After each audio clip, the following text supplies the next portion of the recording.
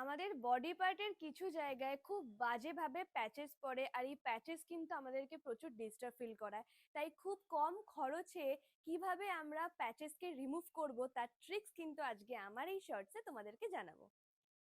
একটা বাটিতে পরিমাণ মতন কফি পাউডার নেব, যদিও বা আমার এই কফিটা লিকুইড হয়ে গেছে।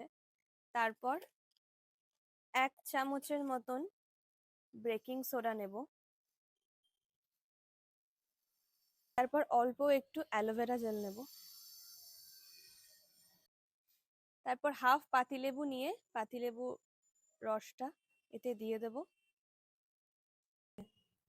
মিশ্রণটি ভালো করে মেশাবো। দেন যেই লেবুটা আমি নিয়েছিলাম সেই লেবুটার মধ্যে এই মিশ্রণটি ভালো করে নেব। তারপর তোমাদের বডি পার্টের যেখানে যেখানে প্যাচেস আছে, আন্ডার আর্মস এরিয়া, নেক এরিয়া, সেসব জায়গায় এই মিশ্রণটি ভালো করে স্ক্রাব করব ঠিক এইভাবে। 30 সেকেন্ড থেকে 1 মিনিট স্ক্রাব করার পর তোমরা নিজেরাই রেজাল্টটা ফিল করতে পারবে। যেসব প্যাচেস বা ঘামের দাগ বা ট্যান আমাদের স্কিনের মধ্যে পড়েছিল, ওটা আস্তে আস্তে কিন্তু আমাদের স্কিন থেকে রিমুভ হয়ে যাবে।